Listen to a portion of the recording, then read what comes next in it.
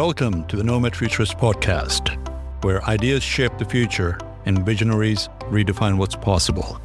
Join us as we dive deep into the evolution of technology, society, and human potential, spotlighting the voices driving change and reimagining our world. Connect with us and join us at media.nomadfuturist.org. The future is a story we write together. Let's kick it off. Here are your hosts, Phil and Nabeel. Hello. Welcome to Nomad Futurist. This is your co-host, Nabeel Mahmood, calling in from Waikoloa, Hawaii. This is your co-host, Phillip Koblence, calling from, where am I? Montclair, New Jersey. And this is Mark Thiele, and I'm calling in from my home in Las Vegas, Nevada. Well, thank you so much for taking the time to join us. I was just thinking about it earlier. 5 years. You were the third guest. You're the OG of Nomad Futurist podcast recording. April 2020 is when you had your last. And, I just want to take this time to thank you personally for being my mentor and, giving guidance and getting this initiative started and being a part of the Nomad Futurist team in advising us and guiding us through the intricacies of the sector, as well as trying to encourage the younger generation to be a part of it. Most recently, folks, you might have heard that Mark is going on the other side. So he's done it. He's retiring. And we wanted to take this opportunity not just to thank him, but to learn a bit more what he'd been up to in the last 5 years and why the retirement now and in what capacity will he be engaged on a go-forward basis. So Mark, thank you sincerely for everything that you have done for me personally and as far as the sector as well. So tell us a bit about what caused the retirement. It's a heavy decision for somebody like you that's been in the public eye for such a long time, and all the initiatives that you've been engaged in and everything that you've been doing for the sector and your passion about the sector, make a decision that this is it. Are you still going to be engaged? If so, in what capacity? And what are you up to these days? How is retired life? First thing is I'm old, so you left me with a lot of questions to answer. I'm going to forget half of them. I have only one question in 27 parts. No, I want to respond to your generous comment at the beginning, though, Nabeel. I'm honored to be a part of the Nomad Futurist vision, and I appreciate the credit you give me, although I think it's a very, very, very small slice of the work that you and the team have done, you and Phillip and people like Mark and geez, so many people. God, I can't even remember all the names on one advisor call. There's so many of us now. And the reason that I am involved today and the reason why I feel like I want to stay more involved is because now I'm finally in a position where I can do things that matter to me on a personal level, not things that will help make me money. And the Nomad Futurist vision is perfect in that sense. As we talked about probably on that podcast, I came into the industry not because I was some Harvard or Stanford grad. I came into the industry without a college degree. I started at the bottom, which is, like it or not, is kind of how we're trying to bring in new people. Start at the bottom. The opportunities to move up are almost endless.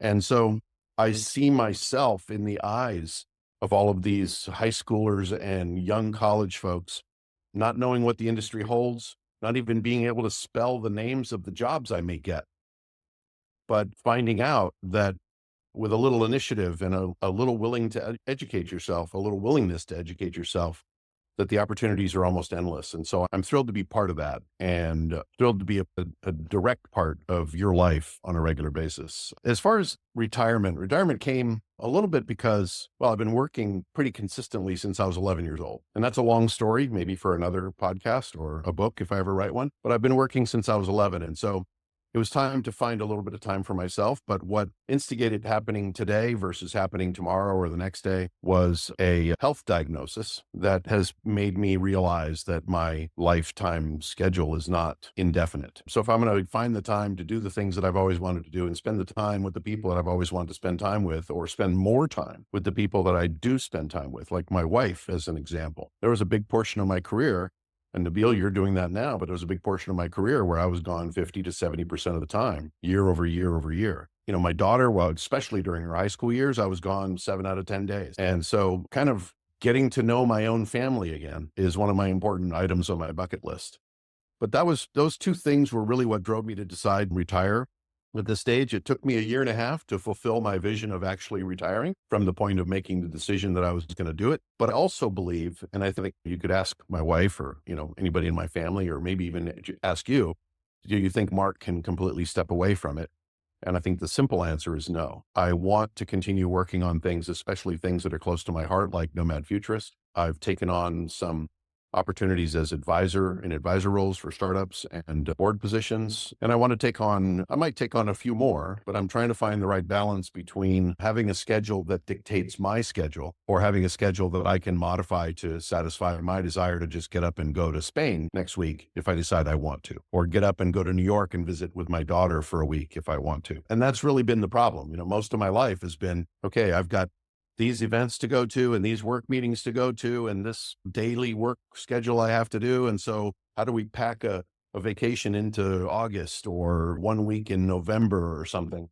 And so finding some freedom to be able to be flexible with that is my goal, but not to sit around the house and feed the pigeons or catch up on the news, most of which I don't like hearing anyway. I'm not sure there's any scenario where the news these days is going to keep you in the house. Keep me in the crazy house, maybe. I would try to reiterate what Nabeel said in terms of the absolute honor it is to have worked with you up to this point and the confidence you've put in us, but I can't say it any better than he has. So reiterate that thank you. I think you did touch pretty much every one of those 27 parts in that question. So you still got it, Mark. You still got it. Look, I think it is fitting that we are having this conversation on International Data Center Day. That is when this podcast is being recorded. And it's also the day after DCD New York, which we talked about earlier. It was like the trends have been the most energetic, the liveliest, the biggest crowd of that conference by an order of magnitude.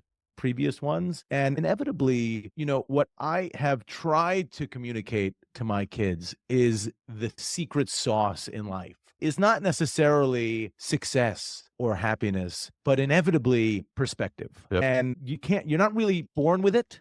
It's something that is born out of experience. Right. But you have to be able to take a 30,000 foot view. There's an empathetic element of it where you can see somebody else's perspective. And I think the way you communicate about whether it's digital infrastructure or your own lived experience or your life or any elements of it, that is at the core of who you are.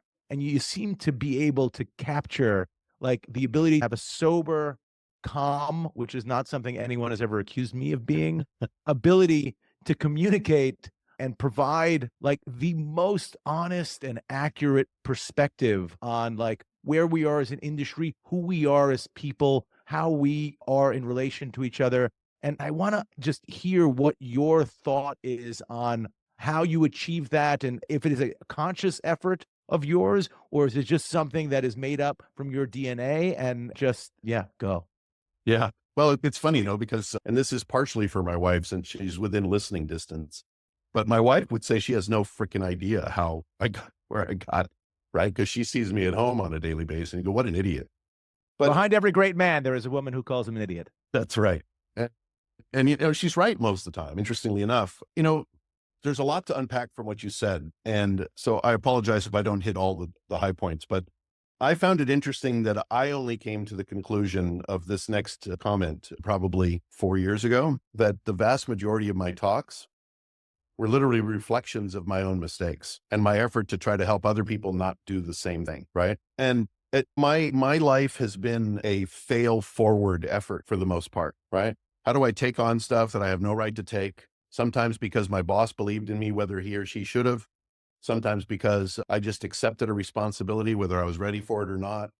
And your point about context, I think potentially brings this conversation together, is that when these three of us, or any other conversation some of us might have in the technology space, it's really easy to get caught up in a technology, to get caught up in a response to technology, to get caught up in an idea of monetary value. But what is really hard to think about in your own life and how you approach what's going on in the industry is a combination of history as it relates to trends and contextualizing how that information can apply to not only your day-to-day job, but where opportunities may lay in the future, right? And I don't know that there are a lot of things that I'm really good at.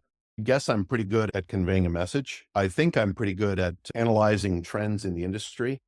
Generally speaking, I love history. I probably pay attention to more things than I should because I'm certain I'm ADD, although undiagnosed. And interestingly enough, all of those things, it's weird, but I'm a tech geek and I've been being a tech geek for over 3.5 decades.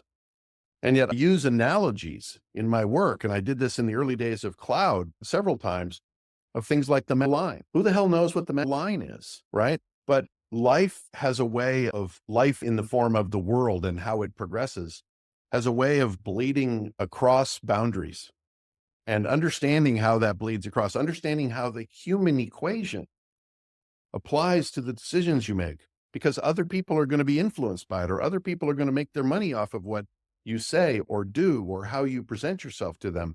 Understanding those things, whether you do it by accident and osmosis because of your interest in the broader community, because of your interest in how the past influences the future, et cetera, et cetera. I don't know what the right answer is for anyone, but for me, in a long-winded nutshell, those are the things that have really gotten me to where I am. My ability to look at a problem and without realizing what I'm doing, or looking at an opportunity for that matter, without realizing what I'm doing, making some valuable, educated guesses on the next best way to proceed based on that osmosis collection of information I've acquired over the course of my life. And I think if there's one message that I would want to convey to individuals is, and I'm certain this doesn't apply to everyone, but I would say, don't let yourself get caught up in just being the best C++ programmer, or even just being the best programmer. Don't let yourself get caught up in being the best HVAC or airflow planner. Understand what those things are a part of. Understand what influences the reasons for people to use the things that you work on, or that you build, or that you deploy. Understand the broader value of those things in a larger ecosystem. And don't allow your mind to close in on what an ecosystem is. People think a data center is an ecosystem, and it is, but a data center is a small part of a larger ecosystem, which is the company. And the company is a small part of a larger ecosystem, which is other companies and society and governments. And so, again, I feel like I'm carrying on a bit much here, but that's sort of my philosophy about work is don't put the blinders on and just get from one point to the next as fast as you can. Pay attention to what's going past the window outside. I had a lot of follow-ups that entered my head that I thought would really, really make me sound smart as I contextualize them. And I'm just going to throw them all out and just ask the first thing that popped into my head, which is, what the hell is a marginal line? See? So I've used the Maginot Line in describing things like fixed infrastructure, right? And how having a lot of fixed infrastructure in one place may look good, may sound good on the books. I'm efficient. I've got a consistent platform. It's big, it's valuable, it's big, and so on and so on. But you know what the Maginot Line was? The Maginot Line was a defensive structure built by the French between World War I and World War II. And because they made no assumption that Germany wasn't going to try to do again what they did in World War, right? And they thought if they put all of their infrastructure and made it really big and really expensive, that they could block the Germans from invading France. So they created this Maginot Line, which was effectively a fortified mountain, a long fortified mountain that had all kinds of amazing tunnel works in it and storage places and caches of ammunition and cannon portals and all this kind of stuff that from a real perspective, if you had to try a frontal assault on it, would have been just murder. And the Germans just said, oh, we'll go around. And to me, that's a philosophy everyone should consider when they think about something fixed in their life, fixed in their business. What would somebody else do if they came up against my frontal defensive structure? Maybe they'll just go around it. And so the Maginot Line was... Or over it. Yeah, exactly. Was an impressive, amazing structure that ended up being almost entirely worthless. Yeah, I think a part of it is that we get so ingrained in our daily life that we end up having this tunnel vision as well that can't really see outside of it and keep doing the same thing over and over again. I remember having this conversation with you, I believe 2007 or 8, when you were at VMware sitting across from you on one of the flights to San Francisco. One of the things, Mark, that inspired me then and continue to do so now is the fact how you communicate. Having had the opportunity to speak with you on several panels as well, like there is this element of simplification that's your approach. Like, we don't need to be all techie and make it complicated or like we're the smartest one in the room, but to be able to connect with the general audience that they feel comfortable and engage and be a part of the conversation. So yeah, folks, this was actually a prime example of, what to do and how to grow your career. I want to ask you this question. We've both gone through some serious life-changing events. And you made an earlier statement about reconnecting with your family and spending time with people that are close and dear to you in your life. Do you have any regrets looking back at it? Do you feel that you should have done more back then? And how do we, and that's kind of like one of my personal things as well, even though with the crazy schedule that I've got at times, like, how do you create that life and work balance and what's important, what's not? And how do you communicate that to the ones that are near and dear to you, right? And they're still very, very important, no matter what part of life one is in. How do you continue on that? Or does it become too late at some point in time? Yeah, I don't know what the right answer is, to be honest, Nabeel, because one of the things that I've shied away from for the better part of my relatively mature life, and I think I hit maturity somewhere around 35, so since 35, is that there is no one process that works for everyone. There's no organizational plan for your life that works for everyone. There's no throw it against the wall and see what sticks plan that works for everyone. Each of us have to approach how we deal with our work, how we deal with our families, how we deal with our future, how we deal with our money savings, et cetera, in a way that fits us, right? If I had tried to be one of those people that are amazing, like my daughter is freaking amazing. My wife is amazing at how they organize, how they take notes of things, how they track what they want to get done and all that kind of stuff. And yet if I had done that, I would have probably been a complete failure. It just isn't how I interact with the world. So I don't want to dictate how someone should stay or not stay connected with their family, because it's like trying to determine, well, if I had done this in my past and just not done that, well, every history or every travel in time movie you've ever watched or book you've ever read, you don't know. Well, if I had just done that one thing, I hadn't driven to McDonald's that day, I hadn't dropped my daughter off at the airport instead of let her drive, you don't know what that change would mean just to the relationship, let alone maybe to the future of your life. And so I don't know if I should have done anything differently. All I know is that what I would have liked to have done is I would have liked to be able to do what I did from a career standpoint for the most part, but still be there more on the days that weren't important. I thought incorrectly, it's an epiphany for an old guy, that I should have happened within years of my daughter's birth, but instead happened after she graduated high school and went off to college. Was I thought I had been largely successful at being a part of my daughter's life because I made every one of her graduations. I made every one of her singing events. I made every one of her speech events at school, every one of her science events, every one of her birthday parties, every one of her field trips, whatever. I made all of those. But what I missed was an enormous chunk of what happened in between those events. And in real terms, that's the important, sounds unimportant, but that's the important time. So if I could go back without dramatically influencing how my wife and I and my daughter have ended up where we are, that's what I would go back and fix. I would go back and fix how much time I spent playing student teacher with my daughter, throwing a ball in the backyard, spending more time with her on her bike, those kinds of things that I didn't do enough of. But luckily, I am still here and I get a chance to try to remediate that a little bit. Luckily, I have a daughter who doesn't actually even agree with me. She doesn't think I was gone too much. She thinks it was around enough. And so maybe I'm just being selfish in the sense that I would have liked more time with my daughter. I don't know. But I don't think there is any one answer. Some dads, they prefer to just let mom take care of everything and they just want to focus on work. I'm not going to tell that dad that they're going to be happier if they spend more time with their kids because it might just make them kill their kids, right? I don't know. But for me, it's really, you have to find your own path.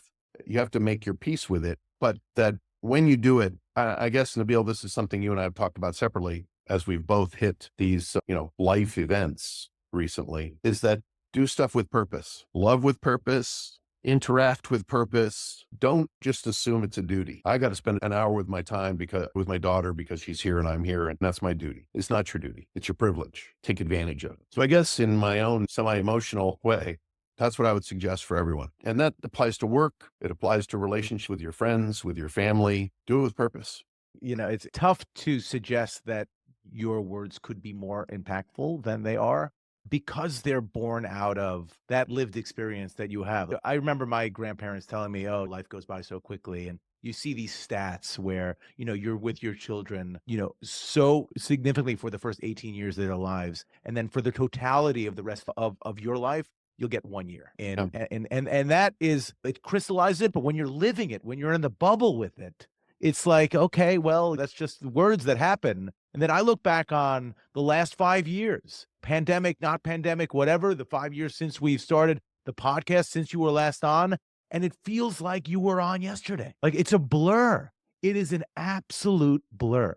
If you're going to spend that time doing something that you're not passionate about, like you say, like what's important and what's not important, Nabeel. Like, is it important to go to a conference? And I have this conversation with my wife all the time. Is it important or is it not important? I mean, I guess it depends on what the definition of important is. Everything is some version of important because it's what makes you who you are. Unless you're doing something, like you said, for an obligation, then maybe, you're living for someone else. But if you are, it's one of the things we say is trying to attract people to our industry and stuff. It's just, you can be, and what I found and what I think crystallizes International Data Center Day, I'm going to try to articulate this in some type of social media post later today, is I found myself in this industry because it gave me the ability to feel comfortable in my own skin in a way that I hadn't been before.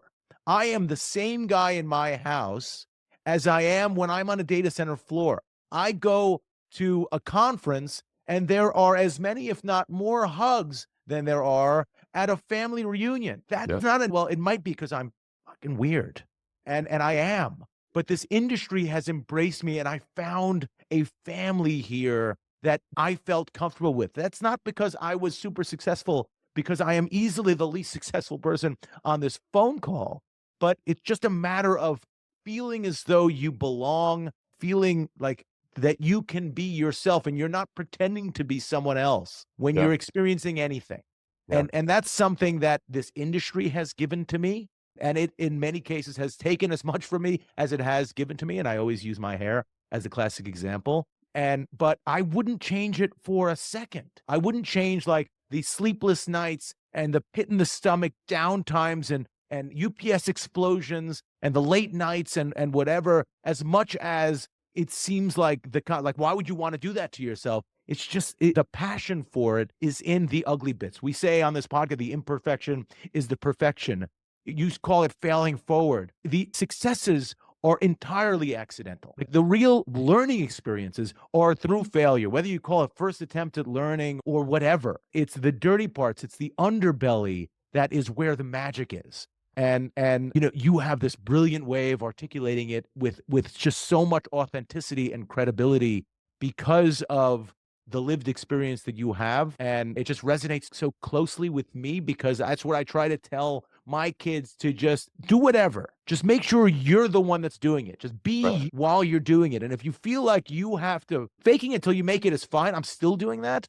But as long as you're doing it as yourself, not some character that you're playing. And I think it's just hear your voice. And I'm like, can I capture that? I'm 46 years old. I've been doing this for 30 years. I started a business when I was 17. I am still not successful enough to, like, I thought I'd be retired by 30. And I'm sure that's the lie that I told myself. And I'm not sure I'll ever be retired at this point. But can I use that perspective, use this knowledge, use your experience and my own experience to try to make peace with the fact that you're never going to please everyone. And you just have to try to make peace with it yourself, that you are being the best version of yourself that you can be in everything that you do.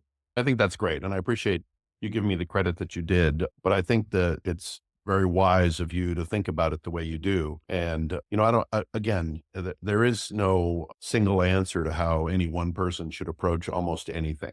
Right. Our school system, unfortunately, treats us all that way. We should all show up at 8 o'clock at the bell ring. We should all go home at 3 o'clock at the bell ring. We should all have recess at 11 o'clock as the bell rings, et cetera, et cetera, et cetera. And all the same education, all educated the same way.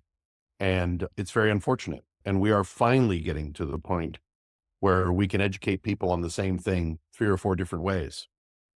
We can educate them on a schedule that makes sense for them rather than a schedule that makes sense for working at a factory floor. And so I think those are big step forwards. But frankly, I think Nomad Futurist has an amazing opportunity, which I think is fortunate and unfortunate, when private entities have to pick up where a larger entity should have picked up, right?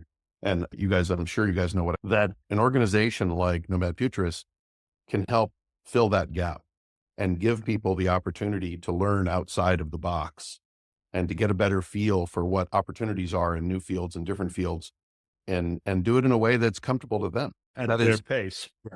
exactly. I really think that's so key. Right. I think one of the things I just want to add to it, like Mark, not that this is the ultimate answer, but potentially communication is the most important thing here, right?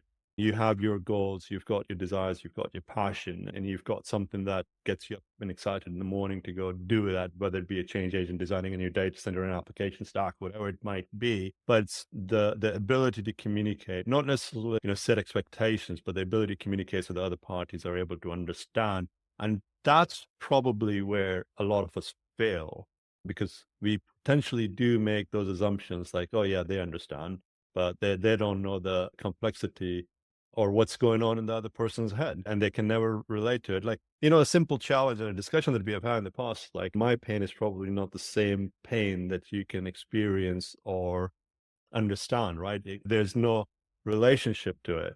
So it's potentially the ability to communicate and getting the message across is the most important thing here. And even Yeah. with our narrative, right, as Nomad Futurist, I mean, the idea has been is that we are a non-commercial play. This is 100% philanthropy and charitable effort to encourage the younger people, to get people excited about the space and humanize the sector versus, hey, we are another charity that's going to promote XYZ company. But the answer is we don't want to teach them. We want to No. show them. Yeah. Exactly. Like have them experience it, feel the energy. That's why it's so important to us to try to get like the conference shows to give us student passes so they can feel the energy and want to be a part of it. We had a student, a couple of them, but one student in particular that was with us at DCD, and the email he sent us afterwards suggested that he's an NYU student. So what is he, 18, 19 years old? And it's like, that was the best experience I can recall. And it's just because we just let him into our weird little world. And that's all it took. It didn't take, there was no chalkboard involved. There was no lesson plan. It was just like, come hang out with us and then see what it's all about. Right. It's a real world version of storytelling. Right. Mm-hmm. And I think what most of us learn, what most of us should learn, I think, is that some of the most important presentations we've ever had weren't presentations, they were storytelling. And I think also like what we've talked about since the beginning of Nomad Futurist is nobody wakes up in the morning and says, oh, I think I want to be a data center operator. And the industry may be gone by the time people do wake up thinking because think about working in a coal mine, think about cutting trees down, think about being a fisherman, think about being even a pilot, which is a relatively new thing. You've had generations of people that could have been pilots in your family before you that help you wake up in the morning going, I wouldn't mind being a pilot or a police officer or a firefighter or a fisherman or carpenter or whatever.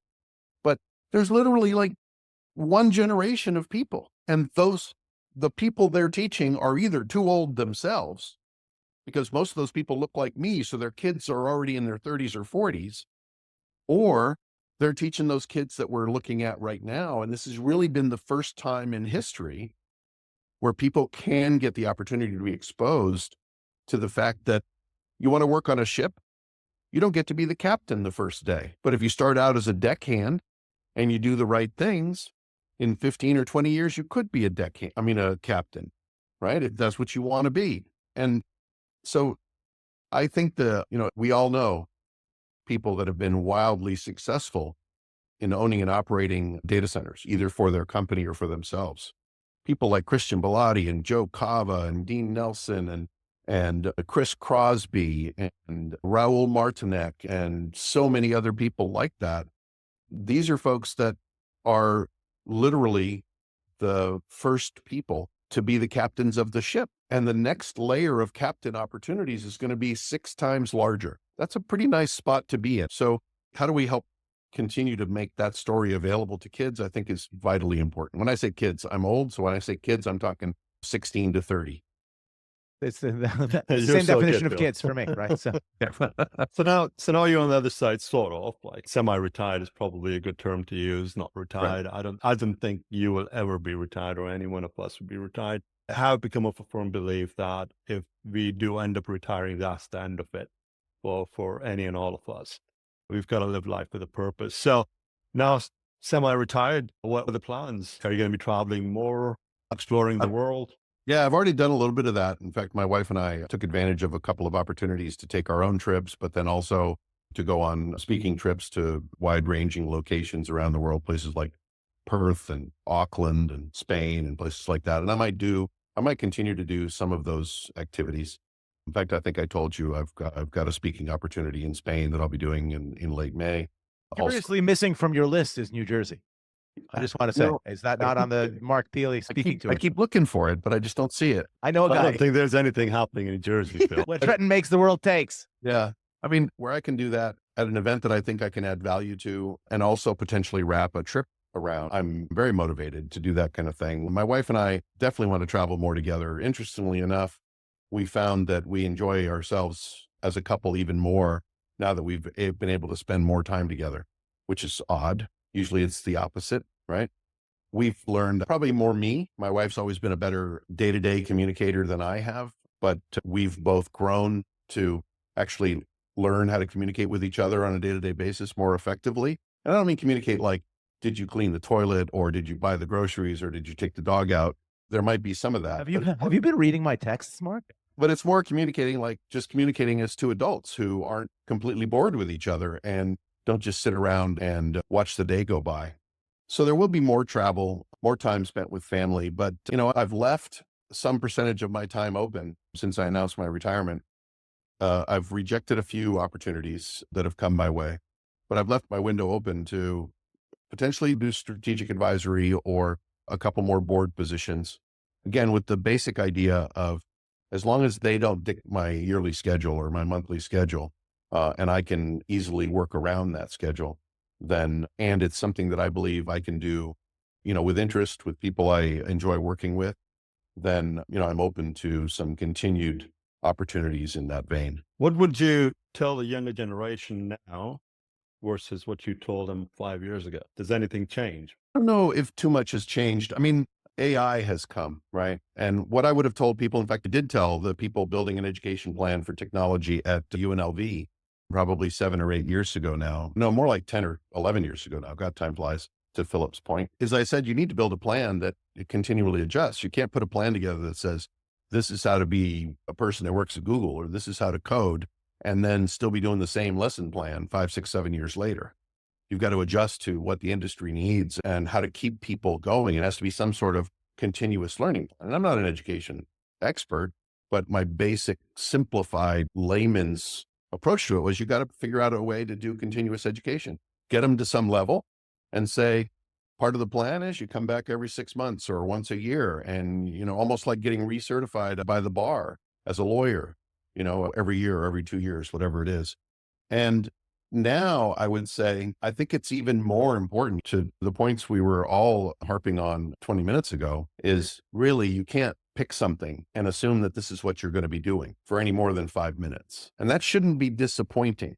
I realize that is a drastic change from when the three of us first started running professional lives. We could pick something, whether it was driving a car, whether it was coding, whether it was working on generators. We could have done that, picked that goal 35 years ago, and we'd be doing it today if we wanted to. Although driving cars may have a more limited future than the other two. But you think about what Jensen said at NVIDIA, and with AI, there could be 7 billion coders, because they don't need to be coders.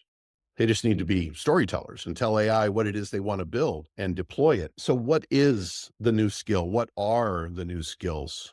I don't know the right answer to that. All I know is that you have two choices. You can either dedicate your life to finding ways to stay ahead of that curve, which can be both terrifying and thrilling.